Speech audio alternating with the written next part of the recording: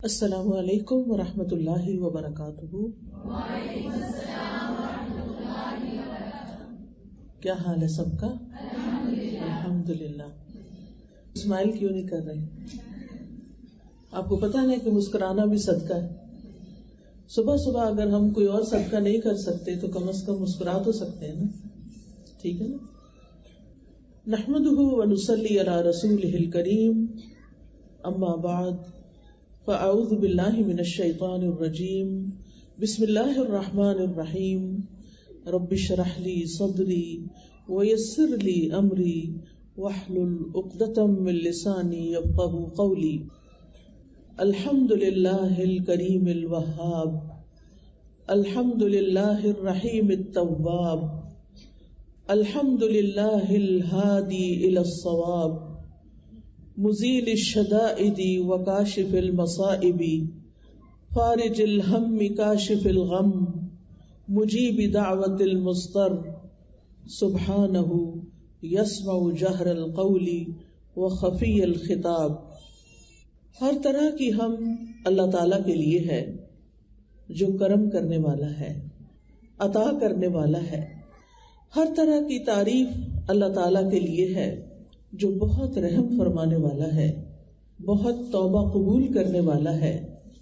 ہر طرح کی تعریف اللہ کے لیے ہے جو درست بات کی طرف رہنمائی کرنے والا ہے، جو سختیوں کو ہٹانے والا ہے، جو مصیبتوں کو دور کرنے والا ہے، پریشانیوں کو دور کرنے والا ہے، غموں کو مٹا دینے والا ہے، لاچار کی دعا قبول کرنے والا ہے۔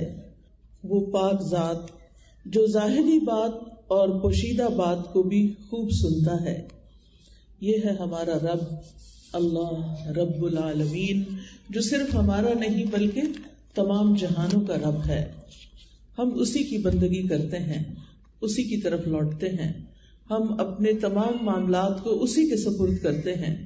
ہم غائبانہ طور پر اس پر ایمان رکھتے ہیں، ہم نے اس کو دیکھا نہیں، ہم پھر بھی اس کو مانتے ہیں، کیونکہ ہم جانتے ہیں کہ وہی ہمارا خالق ہے، وہی ہمارا مالک ہے، اور اسی نے یہ پوری کائنات بنائی ہے، اسی نے ہماری رزق روزی کا انتظام کیا ہے، اسی نے ہماری اس زندگی میں ہمیں نعمتیں عطا کی ہیں۔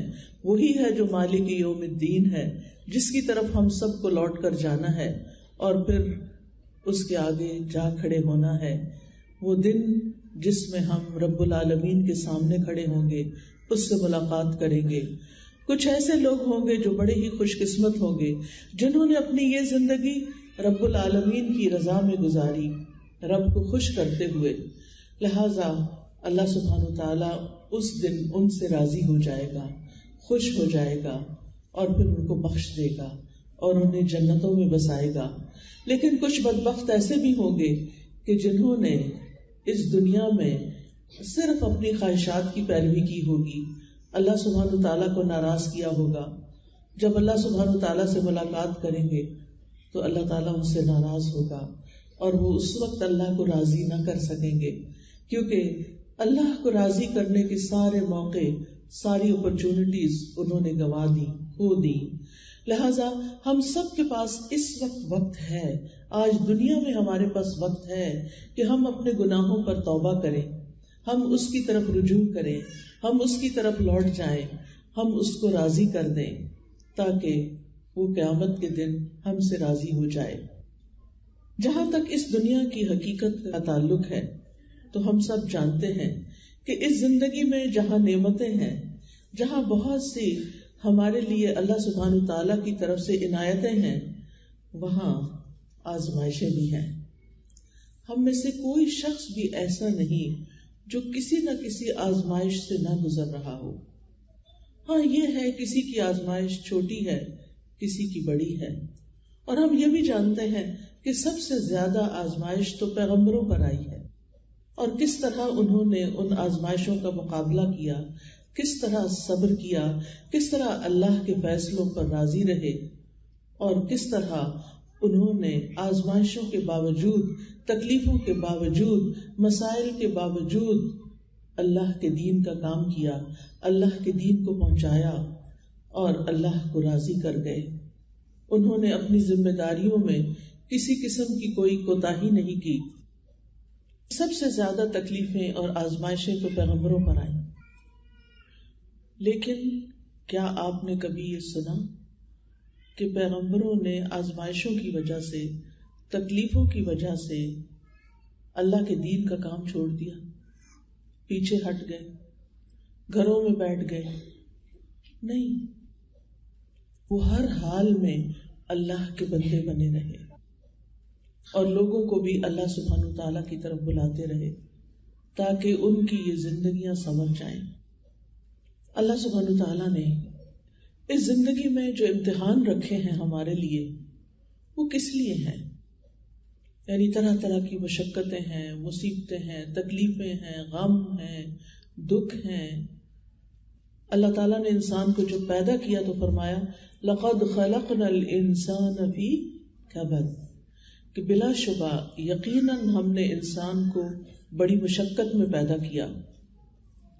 اس سے مراد وہ سختیاں اور وہ مصیبتیں ہیں جو انسان کو اس دنیا میں آتی ہیں، جنہیں انسان دنیا میں برداشت کرتا ہے، اور وہ مصیبتیں بھی ہیں جو آگے ہیں، جو قبر میں ہیں، برزخ میں ہیں، اور جو قیامت کے دن وہ برداشت کرے گا. قتادہ کہتے ہیں کہ انسان دنیا اور آخرت دونوں کی مصیبتیں جھیلتا ہے، اس لیے آپ اس کو مشقت میں پڑا ہوا ہی پائیں گے. یعنی انسان مشقت میں ہی ہوتا ہے. کبھی سردی کی مشقت ہے اور کبھی گرمی کی مشقت ہے، کبھی بھوک کی مشقت ہے، اور کبھی اولاد کی طرف سے کوئی تکلیف ہے، کبھی کوئی خوف ہے، کبھی کوئی غم ہے، کبھی کوئی بیماری ہے. یعنی طرح طرح کے امتحان ہیں.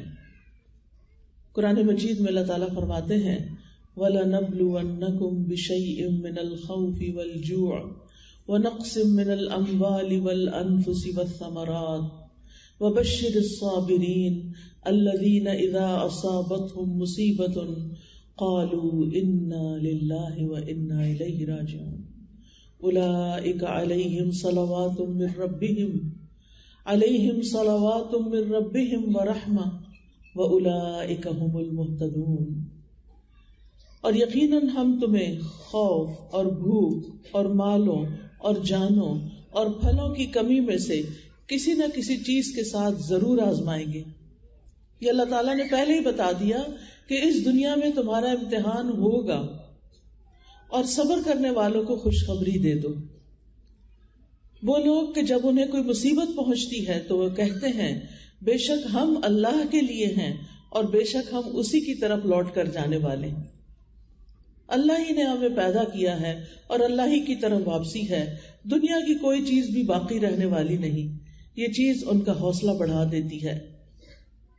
یہ وہ لوگ ہیں جن پر ان کے رب کی طرف سے کئی مہربانیاں ہیں اور بڑی رحمت ہے، اور یہی لوگ ہدایت پانے والے ہیں.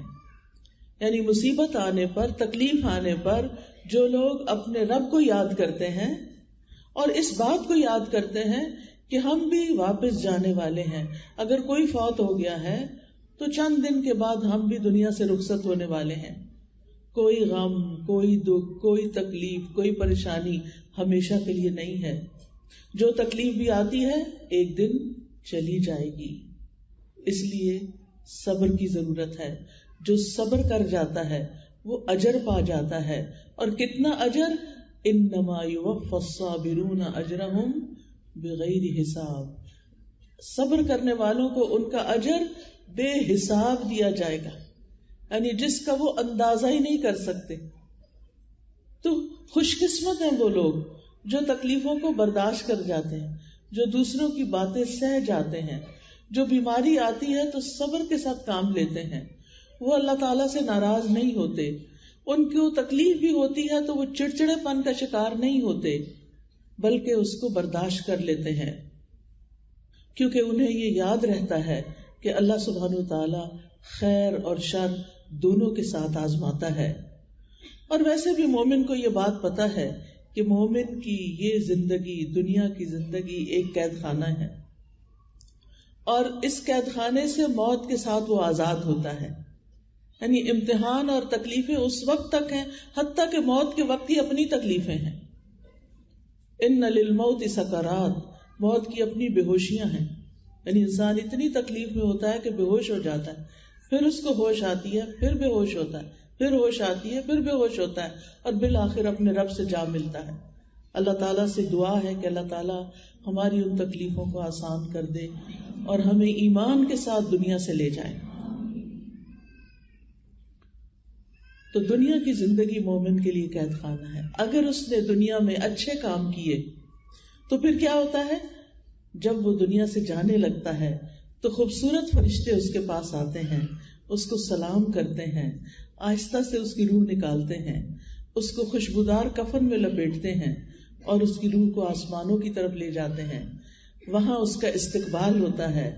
اس روح کے لیے پہلے آسمان کا دروازہ کھولا جاتا ہے، پھر دوسرے کا، پھر تیسرے کا، اور اس طرح وہ روح اعلیٰ علیین میں پہنچا دی جاتی ہے. لیکن جو لوگ دنیا میں تکلیفوں پہ صبر نہیں کرتے، اپنے رب سے ناراض ہوتے ہیں، گالی گلوچ کرتے ہیں، برے برے کلمات ادا کرتے ہیں، پھر ان کے لیے کوئی خیر نہیں، پھر ان کے لیے آگے مشکلات ہی مشکلات ہیں. لیکن مومن جب دنیا کی قید سے آزاد ہوتا ہے تو اس کا واپس جانے کو دل نہیں کرتا سوائے شہید کے. شہید کیا چاہتا ہے؟ کیونکہ اس کو موت میں ایسی لذت ملتی ہے کہ میں دوبارہ دنیا میں جاؤں، پھر اسی طرح جان دے کے آؤں، پھر جاؤں، پھر جان دے کے آؤں. وہ بار بار آ کے واپس جانا چاہتا ہے. لیکن مومن دنیا کے غموں سے آزاد ہو جاتا ہے، پھر اس کے لیے اعلیٰ علیین کا مقام ہوتا ہے اور جنتیں اور راحتیں ہوتی ہیں. اس کی قبر میں اس کے لیے اچھا بستر بچھا دیا جاتا ہے اور اس کو سلا دیا جاتا ہے، اور جنت کی طرف سے کھڑکی کھول دی جاتی ہے جس کے نظارے وہ دیکھتا رہتا ہے جیسے دنیا میں کوئی خواب دیکھ رہا ہوں. یہ کس کے لیے ہے؟ یہ اسی کے لیے ہے جو ہر حال میں اللہ کی عبادت کرے، جو ذوق اور شوق کے ساتھ آگے بڑھتا رہے، جو محبت کے ساتھ اللہ کے راستے کی طرف سفر کرتا رہے، جو اس راستے میں پیش آنے والی تکلیفوں پر صبر کرے. اس کے لیے اجر ہی اجر ہے، اس کے لیے رب کی رضا ہی رضا ہے. اور جو یہ یاد رکھتا ہے کہ تمام انبیاء تکلیفوں سے گزرے ہیں، انہوں نے صبر کیا، اور سب سے زیادہ امتحان انبیاء پر آئے. ابو سعید رضی اللہ عنہ سے روایت ہے کہ وہ رسول اللہ صلی اللہ علیہ وسلم کے پاس آئے. آپ بخار میں مبتلا تھے، تو انہوں نے اپنا ہاتھ آپ کی چادر پہ رکھا. کہا، اللہ کے رسول، آپ کا بخار تو بہت سخت ہے. آپ نے فرمایا، بے شک ہمارا حال اسی طرح ہوتا ہے، ہم پر آزمائش زیادہ سخت ہوتی ہے اور ہمارا اجر بھی زیادہ ہوتا ہے. یعنی جس کی آزمائش بڑی اس کا اجر بھی بڑا، جس کی تکلیف زیادہ اس کا ثواب بھی زیادہ. پھر انہوں نے پوچھا، اے اللہ کے رسول، لوگوں میں آزمائش کے لحاظ سے سخت کون ہوتا ہے؟ آپ نے فرمایا، انبیاء. کہا، پھر کون؟ آپ نے فرمایا، علماء. کہا، پھر کون؟ فرمایا، نیک لوگ. اب ہونا تو یہ چاہیے تھا کہ جو نیک لوگ ہوں، یا عام طور پر لوگ یہی سمجھتے ہیں کہ اگر ہم نیک کام کر رہے ہیں، عبادت کر رہے ہیں، تو پھر ہماری زندگی میں تو کوئی مشکل نہیں ہونی چاہیے. نہیں، مشکلیں ہوتی ہیں ان کی زندگی میں، لیکن وہ برداشت کر کے خوشحال ہوتے ہیں، وہ دل سے خوش راضی رہتے ہیں، اور وہ سمجھتے ہیں کہ ہر لمحہ ہمارا اجر بڑھتا چلا جا رہا ہے. لہٰذا یہ چیز ان کو اطمینان دیتی ہے، اور وہ اس پریشانی پہ پریشان نہیں رہتے ہر وقت، بلکہ اللہ سبحانہ تعالیٰ کی طرف رجوع کرتے ہیں. نبی صلی اللہ علیہ وسلم نے یہ بھی فرمایا کہ ان کو، یعنی نیک لوگوں کو، بعض اوقات ایسی تکلیفیں آتی ہیں کہ ان کو جوؤں کے ساتھ آزمایا جاتا ہے، یعنی جسم میں کیڑے پڑ جاتے ہیں، یہاں تک کہ وہ اس کو قتل کر دیتی ہیں. ان میں سے کسی کو فقر کے ساتھ آزمایا جاتا ہے، یہاں تک کہ وہ ایک چھوٹی سی قمیص کے سوا کچھ نہیں پاتا، لہٰذا وہ اسی کو پہن لیتا ہے. ان میں سے کچھ لوگ آزمائش پر بھی خوش ہوتے ہیں بنسبت اس شخص کے جو کچھ دیے جانے پر خوش ہوتا ہے. یعنی عام لوگوں کا حال کیا ہوتا ہے کہ جب ان کو کچھ دیا جاتا ہے تو وہ خوش ہوتے ہیں، لیکن انبیاء اور نیک لوگ جب ان پر کوئی تکلیف آتی ہے تو خوش ہوتے ہیں. وہ سوچتے ہیں کہ ہمارے رب نے اس کام کے لیے چنا. اب رب کی بڑی حکمتیں ہوتی ہیں، وہ کسی پر اس کی وسعت سے بڑھ کے بوجھ نہیں ڈالتا. لا یکلف اللہ نفسا الا وسعها. اللہ کسی جان پر اس کی ہمت وسعت سے بڑھ کے بوجھ نہیں ڈالتا. لہا ما کسبت وعلیہا مکتسبت. مومن یہی دعا کرتا رہتا ہے ربنا لا تؤاخذنا ان نسینا او اخطانا ربنا ولا تحملنا ما لا طاقت لنا به. یعنی جب ان کو تکلیف آتی ہے تو وہ سوچتے ہیں کہ اگر یہ تکلیف ہمارے گناہوں کی وجہ سے ہے، دعائیں کرتے ہیں یا اللہ تو ہمیں نہ پکڑنا، اگر ہم بھول گئے یا ہم نے کوئی غلطی کر لی ہے تو اس پر ہماری پکڑ نہ کر. اللہ ہم پہ وہ بوجھ نہ ڈال جو ہم سے پہلے لوگوں پہ ڈالے گئے. اللہ ہمیں وہ بوجھ نہ اٹھوا جس کے اٹھانے کی ہم میں طاقت نہیں، جس کی ہم ہمت نہیں رکھتے. یا اللہ اس تکلیف کو اتنا نہ بڑھا دینا کہ ہم اسے برداشت نہ کر سکیں. لہذا وہ اللہ تعالیٰ کی طرف رجوع کرتے رہتے ہیں اور کہتے ہیں وَلَا تُحَمِّلْنَا مَا لَا طَاقَةَ لَنَا بِهِ وَاعْفُ عَنَّا، ہمیں معاف کر دیجئے، وَاغْفِرْ لَنَا، ہمیں بخش دیجئے، وَارْحَمْنَا، ہم پہ رحم فرمائیے. یا حی یا قیوم برحمتک استغیث. مومن پہ جب تکلیف آتی ہے، آزمائش آتی ہے، تو وہ اللہ کی رحمت پکارتا ہے، اللہ کی رحمت کے لیے دعائیں کرتا ہے. وارحمنا انت مولانا، تو ہی ہمارا والی وارث ہے، تو ہی ہمارا مولا ہے. فانصرنا علی القوم الکافرین، ہمیں کافر قوم کے مقابلے میں مدد عطا فرما، ہم تیری مدد کے محتاج ہیں.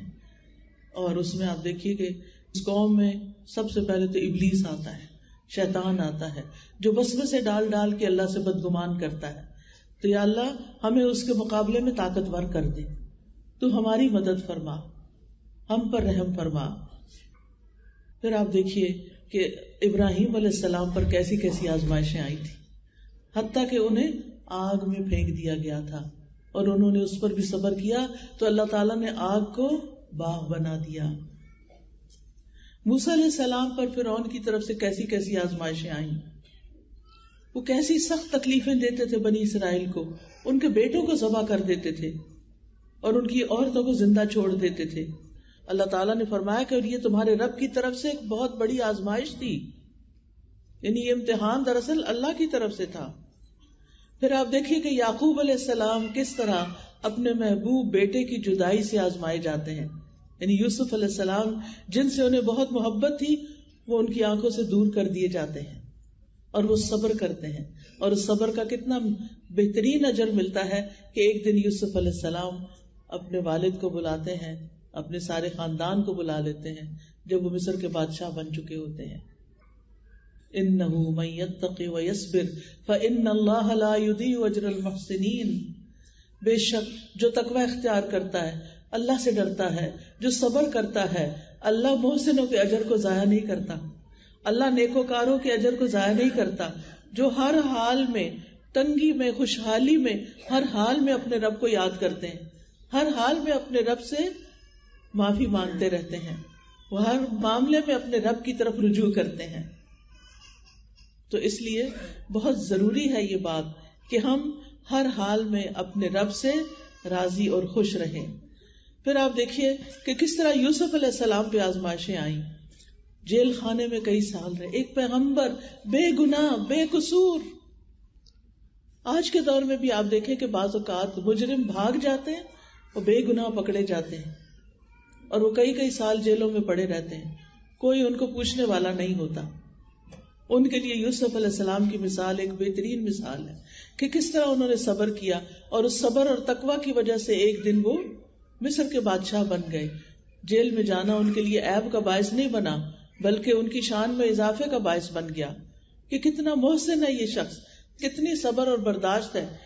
آپ دیکھیے کہ جیل خانے میں جو لوگ ان سے خواب کی تعبیر پوچھنے کے لیے آتے ہیں وہ کیا کہتے ہیں، انا نراک من المحسنین، ہم تمہیں بڑا نیکوکار دیکھتے ہیں، تم بڑے نیک انسان ہو. یعنی قید خانے کی آزمائش نے انہیں اللہ سے دور نہیں کیا، اللہ سے ناراض نہیں کیا، بلکہ وہ محسن بن گئے اور زیادہ اللہ سے راضی ہو گئے. پھر ایوب علیہ السلام کو آپ دیکھیے کس طرح ان پر تکلیفیں آئیں، کس طرح وہ آزمائے گئے، لیکن اللہ تعالیٰ نے ان کے بارے میں کیا فرمایا، انا وجدناہ صابرا نعم العبد انہ اواب، بے شک ہم نے اسے صبر کرنے والا پایا، وہ یقیناً بڑا اچھا بندہ تھا، وہ بڑا ہی رجوع کرنے والا تھا. اور یہی ہمارے لیے بہترین مثال ہے کہ اگر کوئی تکلیف آئے تو سب سے پہلے تو صبر کرنا ہے. صبر کا مطلب کیا ہے؟ زبان سے کوئی ایسی بات نہیں نکالنی کہ جس سے اللہ ناراض ہو. چیخنا چلانا نہیں، گریبان نہیں پیٹنا، رونا دھونا نہیں، بلکہ اللہ سے راضی رہنا ہے کہ اللہ تو نے یہ تکلیف دی ہے، تو ہی اسے ہٹائے گا، میں تجھ سے راضی. اپنی زبان کو انسان کنٹرول کر لے، ہر وقت گلے شکوے نہ کرتا رہے، مجھے یہ تکلیف ہے، مجھے وہ تکلیف ہے. کچھ لوگوں کی عادت بن جاتی ہے، جہاں کھڑے ہوتے ہیں، جہاں بیٹھتے ہیں، اپنی بیماریوں کی کہانیاں سنانا شروع کر دیتے ہیں. جہاں بیٹھتے ہیں اپنے غموں کی داستان لے کے بیٹھ جاتے ہیں. جس کے پاس بیٹھتے ہیں اس کو بس اپنی پریشانیاں ہی سناتے ہیں. پیغمبروں نے کیا کیا؟ انما اشکو بثی وحزنی الی اللہ واللہ بصیر بالعباد. میں اپنے غم، اپنے دکھ کی فریاد اپنے رب سے کرتا ہوں، اپنے بچوں کے سامنے نہیں، اپنی بیوی کے سامنے نہیں، اپنے دوستوں کے سامنے نہیں. کیونکہ یہ پیار کے رشتے ہوتے ہیں، اگر ان کو ہر وقت انسان غم اور دکھ کی داستانیں سنائے تو یہ بیزار ہو جاتے ہیں، ان کی محبتیں ختم ہو جاتی ہیں، وہ پھر آپ سے بھاگنے لگتے ہیں. اس وقت پھر آپ اور سیلف پٹی کا شکار ہوتے اور آپ تکلیف میں آتے ہیں کہ میں اتنے دکھ میں ہوں اور مجھے کوئی پوچھ ہی نہیں رہا. میں نے روتے روتے رات گزار دی ہے، کسی نے چپ کرایا ہی نہیں مجھے، کسی نے مجھے تسلی نہیں دی. پھر آپ کے دل میں وہ غم اور کئی گنا زیادہ بڑھ جاتا ہے. لیکن اسی غم کے وقت اگر آپ اللہ سبحانہ وتعالی سے فریاد کرتے ہیں کہ یا اللہ انی مغلوب فانتصر انما اشکو بثی وحزنی الی اللہ، اللہ تو میرا حال جانتا ہے، تو دیکھ رہا ہے کہ میں کس کیفیت میں ہوں، تو میری اس تکلیف کو دور کر دے، تو مجھ پہ رحم فرما، تو مجھے معاف کر دے، اللہ تو مجھ سے راضی ہو جا، اس تکلیف پر میرے لیے اجر لکھ لے، مجھ سے یہ میرا بوجھ ہٹا دے. یا اللہ تو ہی میرا رب ہے، تیرے سوا کوئی مالک نہیں، تیرے ہی ہاتھ میں صرف طاقت ہے کہ تو اس تکلیف کو دور کرے. یاد رکھے جن بندوں سے ہم اپنی تکلیفیں دور کرنے کے لیے کہتے ہیں ان کے ہاتھ میں کچھ نہیں، نہ زندوں کے پاس ہے نہ مردوں کے پاس ہے. اگر ان سے کوئی فیض پہنچے گا بھی تو اللہ ہی کی طرف سے آئے گا، وہ اللہ ہی ان کے دل میں ڈالے گا. آپ مہنگے سے مہنگے ڈاکٹر کے پاس چلے جائیں، کچھ نہیں کر سکتا آپ کے لیے جب تک اللہ کا اذن نہ ہو. شفا صرف اللہ کے ہاتھ میں ہے، کسی کے ہاتھ میں نہیں ہے. کسی بڑے سے بڑے سائیکیٹرسٹ کے پاس چلے جائیں، وہ آپ کی مینٹل ہیلتھ کو ٹھیک نہیں کر سکتا جب تک اللہ کا اذن نہ ہو. اور یہ بات سائنٹیفکلی پروون ہے کہ جن مریضوں کے ساتھ دعائیں ہوتی ہیں ان کو جلدی صحت مل جاتی ہے بنسبت ان کے جو دعا نہیں مانگتے. دعا تقدیر بدل دیتی ہے، دعاؤں سے دکھ درد دور ہو جاتے ہیں. جتنی دیر ہم لوگوں کے سامنے واویلا کرنے میں گزارتے ہیں، رو دھو کے گزارتے ہیں، اتنی طاقت اپنی دعا مانگنے میں لگا لیں، اتنا وقت دعاؤں میں لگا لیں، پھر آپ دیکھیں کہ کیسے مشکلات آسان ہوتی ہیں. لیکن ہم صحیح رستہ نہیں لیتے اور رستہ لے لیتے ہیں جہاں سے واپس اسی طرف پڑے گا جو اللہ کی طرف جاتا ہے. کیونکہ مشکل کشا صرف ایک اللہ ہے، حاجت روا صرف ایک اللہ ہے. انسان کچھ نہیں کر سکتے، انسان صرف وسیلہ بنتے ہیں، سبب بنتے ہیں، کوشش کرتے ہیں. کوشش ہمیں بھی کرنی چاہیے، یہ نہیں کہ ہم کہیں اڑ جائیں تو ادھر ہی کھڑے ہو جائیں، ہمیں وہ چھڑا کے اپنی ٹانگ تو باہر نکلنا ہوتا ہے. لیکن مدد اللہ کی طرف سے ہی آتی، عقل سمجھ اللہ ہی دیتا ہے کہ کیا وسیلہ اختیار کرو. پھر اسی طرح ہم دیکھتے ہیں کہ نبی صلی اللہ علیہ وسلم ہر طرح کی تکلیفوں سے آزمائے گئے. یتیم پیدا ہوئے، ماں بھی فوت ہو گئی چھوٹی عمر میں، پھر دادا فوت ہو گئے، پھر چچا مددگار تھے عین مصیبت کے سال وہ بھی فوت ہو گئے، بیوی بڑی غمگسار تھی حضرت خدیجہ وہ بھی فوت ہو گئی. پھر وطن سے پیار ہوتا ہے، حالات اتنے تنگ ہو گئے، آزمائشیں اتنی بڑی، 3 سال تو ایک گھاٹی میں گزارنے پڑے جہاں کچھ کھانے پینے کو نہیں تھا. اور پھر بالآخر مکہ چھوڑنا پڑا. چھوڑتے ہوئے کہا، مکہ تو مجھے سب سے پیارا ہے، اگر تیرے رہنے والے مجھے یہاں سے نہ نکالتے میں کبھی نہ جاتا یہاں سے. پھر ایک نئی جگہ پر گئے، وہاں جا کر جنگیں مسلط ہو گئی، ایک کے بعد ایک سال جنگ آ رہی ہے، جان مال ہر چیز کو خطرہ، خوف، پریشانی، بیماری، کون سی تکلیف تھی جو رسول اللہ صلی اللہ علیہ وسلم پر نہیں آئی؟ پھر آپ کے بیٹے بھی فوت ہو گئے، پھر حضرت ابراہیم جو چھوٹے تھے وہ پیدا ہوئے ماریہ قبطیہ سے، اور ان کی وفات پر آپ رو دیے، آپ کی آنکھوں سے آنسو گر رہے تھے۔ صحابہ بڑے حیران ہوئے کہ آپ بھی روتے ہیں۔ آپ نے فرمایا ان العین تدمع والقلب یحزن ولا نقول الا ما یرضی ربنا وَإِنَّا بِفِرَاقِكَ يَا إِبْرَاهِيمُ لَمَحْزُونُونَ، آنکھیں روتی ہیں، دل غمگین ہوتا ہے، اور ہم وہی بات کہتے ہیں جس سے ہمارا رب راضی ہوتا ہے۔ دل میں غم ہے، آنکھوں میں آنسو ہیں، یہ منع نہیں ہے، یہ ہوگا، لیکن زبان سے کوئی ایسی بات نہیں نکالیں گے جو رب کو ناراض کرے۔ اور اے ابراہیم، تیری جدائی سے ہم بڑے غمگین ہیں، یہ تو ہمیں چھوڑ گیا ہے، ہمیں غم ہے۔ سوال یہ پیدا ہوتا ہے کہ یہ تکلیفیں آتی کیوں ہیں، کیا مقصد ہے ان کا؟ تو سب سے پہلی بات تو یہ کہ اللہ تعالیٰ ہمارا امتحان لیتے ہیں۔ امتحان میں جو کامیاب ہو جاتا ہے اس کے درجے بلند ہو جاتے ہیں، اور جو فیل ہو جاتا ہے وہ نیچے چلا جاتا ہے۔ تو یہ انسان کو بلند درجے دینے کے لیے آتی ہیں۔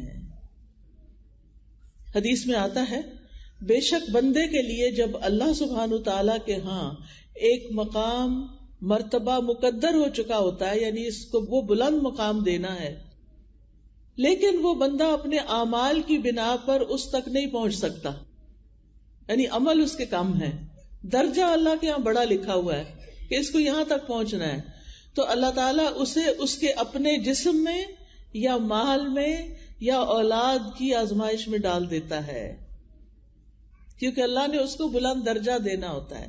اب انسان سوچتا ہے کہ اور لوگ تو مزے سے جی رہے ہیں، ان کو تو کوئی تکلیف نہیں، وہ تو آرام سے چل لیتے ہیں، مجھے ہی کیوں تکلیف ہے، سب کی اولاد اتنی صحت مند ہے، میرا بچہ کیوں بیمار ہے، سب کے شوہر اتنے اچھے سلوک کرتے ہیں، میرا شوہر مجھے کیوں نہیں پوچھتا۔ یہ دراصل آپ کا امتحان ہے، آپ اس تکلیف سے گزر رہی ہیں، یہ اللہ سبحانہ تعالیٰ کے ہاں آپ کے درجے بلند کر رہی ہے اگر آپ صبر کر رہے ہیں۔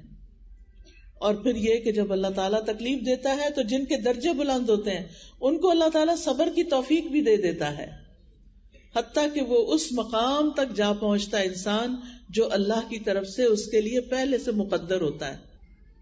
پھر اسی طرح یہ حدیث سے یہ بھی پتہ چلتا ہے کہ یہ اللہ کی طرف سے بندے کے ساتھ بھلائی کا ارادہ ہوتا ہے۔ تکلیف آتی ہے بندے کو کچھ سکھانے کے لیے، کچھ میچور کرنے کے لیے، پکا کرنے کے لیے، بالکل ایسے ہی جیسے ایک کچی اینٹ ہوتی ہے اور ایک پکی اینٹ ہوتی ہے۔ اینٹ کب پکتی ہے؟ کچی اینٹ کب پکی ہوتی ہے؟ جب اس کو آگ میں ڈالا، ان کو جب بھٹی میں ڈالا جاتا ہے تو وہ پکے ہوتے ہیں، ورنہ وہ کچا ہی رہتے ہیں۔ تو انسان کچا ہی رہتا ہے اگر اس کی زندگی میں تکلیفیں نہ ہو، امتحان نہ ہو۔ وہ کہتے ہیں نا، تندی یہ باد مخالف سے نہ گھبرا ہے عقاب، یہ تو چلتی ہے تجھے اونچا اڑانے کے لیے۔ مخالفتوں سے نہ گھبرائیں، مرضی اور نفس کے خلاف جو چیزیں ہیں ان سے نہ گھبرائیں، بلکہ کیا کریں؟ اللہ کی رضا پہ راضی ہوں اور آگے بڑھتے جائیں۔ حدیث میں آتا ہے جس کے ساتھ اللہ بھلائی کا ارادہ کرتا ہے اسے مصیبت میں مبتلا کر دیتا ہے۔ نبی صلی اللہ علیہ وسلم نے فرمایا زیادہ ثواب بڑی آزمائش کے ساتھ ہے۔ جب اللہ کسی قوم سے محبت کرتا ہے تو انہیں آزمائش میں مبتلا کر دیتا ہے، بس جو راضی ہو جائے اس کے لیے رضا ہے، اور جو ناراض ہو اس کے لیے ناراضگی مقدر ہو جاتی۔ اور یاد رکھیے یہ تکلیفیں صرف دنیا کے لیے ہوتی ہیں، مرنے کے بعد انسان ان تکلیفوں سے آزاد ہو جاتا ہے، اور اگر وہ اللہ کا نیک بندہ ہے تو آگے اس کے لیے فروح و ریحان و جنت نعیم، پھر اس کے لیے خوشخبریاں ہیں، اس کے لیے راحتیں ہیں، آرام ہیں، نعمتوں والی جنت کے باغات ہیں، پھر اس کے لیے بہت کچھ ہے آگے۔ جنت غموں سے پاک گھر ہے، لہذا جو لوگ جنت کے شوق میں جیتے ہیں، جنت کی تیاری کرتے رہتے ہیں، ان کو یہ تکلیفیں اور آزمائشیں بودر نہیں کرتی۔ وہ سوچتے ہیں کہ کوئی بات نہیں، ایک دن تو یہ ختم ہوگی نا، لیکن اجر بہت بڑا ہو چکا ہوگا. اسی لیے آپ دیکھیں کہ جنت والے جب جنت میں پہنچیں گے تو کیا کہیں گے؟ وَقَالُوا الْحَمْدُ لِلَّهِ الَّذِي أَذْهَبَ عَنَّا الْحَزَنَ إِنَّ رَبَّنَا لَغَفُورٌ شَكُورٌ. اللہ کا شکر جس نے ہم سے غم دور کر دیا، یقیناً ہمارا رب بخشنے والا قدردان ہے. وہاں کوئی بیماری نہیں ہوگی، صحت ہی صحت ہوگی، کوئی موت نہیں ہوگی، زندگی ہی زندگی ہوگی، زندہ ہی رہنا ہوگا، کوئی بڑھاپا نہیں ہوگا، انسان جوان ہی جوان رہے گا، کوئی تکلیف نہیں آئے گی، آرام ہی آرام ہوگا. دنیا جنت نہیں ہے، ہم آخرت کو بھول گئے ہیں، ہم اس جنت کو بھول چکے ہیں اور صرف اس دنیا کو جنت بنانے کی فکر میں لگے ہوئے ہیں، دن رات ایک کیے ہوئے ہیں. اسی لیے آپ دیکھیں کہ جس کام میں ہماری دنیا کا فائدہ ہوتا ہے اس کو تو ہم شوق سے کرتے ہیں، جلدی کرتے ہیں، بھاگ کے کرتے ہیں، لیکن جو چیز ہمیں آخرت میں فائدہ دیتی ہے اس کی طرف ہم توجہ نہیں کرتے. ہم اپنے بچوں کی پڑھائی کا ہی دیکھ لیں. ہم میں سے اکثر خواتین اپنی بیٹیوں کو اسکول، کالج، یونیورسٹی میں تو خوشی سے پڑھائیں گی، ان کی فیسیں بھی دیں گے، ان کے ہاسٹل کے اخراجات بھی دیں گے، ان کو جیب خرچ بھی دیں گے، سب کچھ دیں گے. لیکن اگر دین کی تعلیم کی بات ہو تو ان کے لیے ٹرانسپورٹ افورڈ کرنا بھی مشکل ہو جاتا ہے. حالانکہ ہمیں اچھی طرح پتا ہے کہ دین کا علم حاصل کرنے سے انسان کی دنیا بھی سنورتی ہے، دنیا میں بھی جینے کا ڈھنگ آتا ہے اور آخرت بھی سنورتی ہے. ہم اس دنیا کے لیے نہیں بنے، لیکن افسوس یہ کہ ہم مسلمان ہی دنیا کے پیچھے بھاگے چلے جا رہے ہیں. ہم اپنی زندگی کا 1 سال بھی اللہ کو دینے کو تیار نہیں ہوتے کہ ہم اس میں کچھ سیکھیں یا سکھائیں. آپ دیکھیے بعض اوقات ہم دین سیکھ لیتے ہیں لیکن دوسروں کو سکھاتے نہیں. تو اس کی مثال ایسے ہی ہے کہ جیسے ہم گروسری کریں، کھانا پکائیں، خود ہی کھا لیں اور کسی اور کو نہ کھلائیں. کچھ لوگ تو عمل ہی نہیں کرتے، لہذا وہ کھانا پکا کے رکھ دیتے ہیں، نہ خود کھاتے ہیں نہ کسی کو دیتے، اور جب خراب ہو جاتا ہے تو پھینک دیتے ہیں. ہم کن لوگوں میں سے ہیں جو کھانا پکانا ہی نہیں چاہتے، یا پکا کے خود ہی کھانا چاہتے ہیں، یا پھر پکاتے بھی ہیں، کھاتے بھی ہیں اور کھلاتے بھی ہیں؟ بہتر کون ہے؟ جو تینوں کام کرے. تو ہمیں اپنی زندگی میں دین سیکھنا بھی چاہیے، عمل بھی کرنا چاہیے اور دوسروں کو بھی سکھانا چاہیے.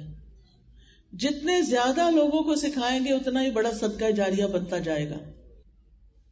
جتنے زیادہ لوگوں کو پڑھائیں گے.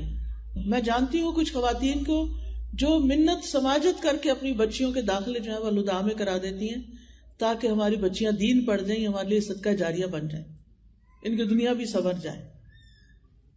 یہ کبھی نہیں ہو سکتا کہ ایک انسان دل لگا کے قرآن پڑھے پھر اس انسان کی دنیا کی زندگی میں خوشحالی نہ آئے، اس کے دل کے اندر راحت اور اطمینان نہ ہو، سکون نہ ہو اور اس کی آخرت اچھی نہ ہو. کیونکہ اہل القرآن جو ہیں وہ اللہ کے خاص بندے ہوتے ہیں، اللہ کے خاص بندے. قیامت کے دن ان کے ساتھ VIP سلوک کیا جائے گا، ان کو بخش دیا جائے گا، ان کے درجے بلند کیے جائیں گے. یہ دنیا تو گزر ہی جائے گی، کیوں نہ ہم اپنے وقت کا کچھ حصہ سیکھنے میں لگائیں پہلے اور پھر سکھانے میں لگائیں تاکہ دنیا سے جہالت ختم ہو. اور پھر ایک اور چیز یہ مشکل آتی ہے کہ بعض اوقات گھر والے اجازت نہیں دیتے، اب بہت پڑھ لیا تم نے، اب دوسروں کو پڑھانے کی ضرورت نہیں، یعنی زندگی کا کچھ وقت بھی اس کام کے لیے نہیں لگانے دیتے.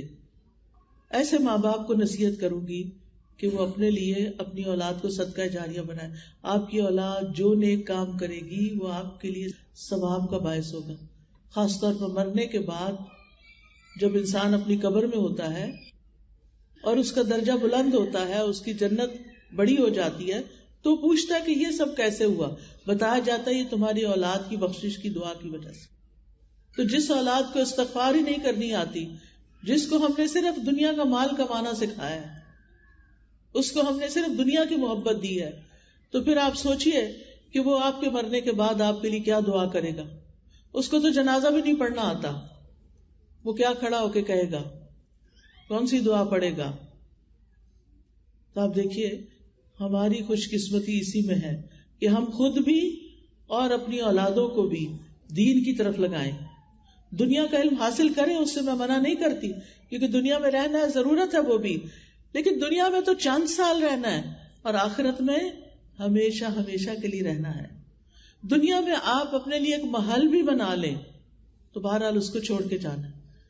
کل میں جب آ رہی تھی تو میں راستے میں دیکھ رہی تھی کہ چھوٹے چھوٹے گاؤں میں بھی اتنے بڑے بڑے محلات بنے ہوئے ہیں، اتنے بڑے بڑے گھر بنے ہوئے ہیں، لیکن وہاں بندہ کوئی نظر نہیں آ رہا تھا. شام ہو رہی تھی، کوئی لائٹیں بھی نہیں جل رہی تھی. میں نے کچھ لوگوں سے پوچھا تو پتا چلا کہ جو لوگ باہر یا تو شہروں میں نکل جاتے ہیں، لاہور، پشاور، ادھر اسلام آباد جا کے رہنے لگ جاتے ہیں، لیکن گاؤں میں ایک بہت بڑا گھر ضرور بنا لیتے ہیں. بعض لوگ تو باہر کے ملک چلے جاتے ہیں اور بڑے بڑے گھر حویلی نما بنا کے چھوڑ جاتے ہیں، اور جن میں سال ہر سال کوئی نہیں آتا اور بالآخر وہ ایسے ہی پرانے ہو جاتے ہیں. تو مجھے اتنا دکھ ہو رہا تھا کہ اتنی خون پسینے کی محنت کی کمائی سے اتنے بڑے بڑے گھر بنائے اور رہنا بھی نصیب نہیں ہوا. اب رہنے کا بھی ٹائم نہیں ہے. ظاہر ہے ایک وقت میں انسان ایک ہی گھر میں رہ سکتا ہے نا، دو گھروں میں تو نہیں رہ سکتا. ٹھیک ہے، میں سمجھتی ہوں کہ لاجک اس کے پیچھے یہ ہوگی کہ جب ہم اپنے وطن آئے تو ہمارا اپنا گھر ہو، لیکن وہ ایک سیدھا سادہ گھر بھی تو ہو سکتا تھا نا. اس کے لیے ضروری تو نہیں تھا کہ ہم اتنا بڑا محل بناتے اور اس پیسے کو بچا کے کوئی مسجد بنوا دیتے. کیونکہ جو ایک چھوٹی سی مسجد بھی بناتا ہے، حدیث میں آتا ہے، اس کے لیے اللہ تعالیٰ جنت میں گھر بنائیں گے. تو دنیا میں کوئی مدرسہ بنوا دیتے، کوئی نیکی کا کام کرتے، تاکہ آخرت میں ہمارے لیے کوئی جنت میں جگہ ہوتی. اللہ کے نام پہ اپنی زمین دیں گے تو اللہ کی زمین میں سے حصہ ملے گا نا. اللہ کے نام پہ کوئی پڑھنے پڑھانے کی جگہ بنا کے دیں گے، پڑھنے پڑھانے والوں کو اسپانسر کریں گے تو انشاءاللہ وہاں اللہ سبحانہ وتعالیٰ قدردانی فرمائے گا. لیکن اگر آپ نے اپنا سارا مال صرف دنیا کی شان و شوکت میں لگا دیا تو پھر وہاں کیا ہوگا؟ وہاں کیا ملے گا؟ وہاں کے لیے تو کچھ بھیجا ہی نہیں.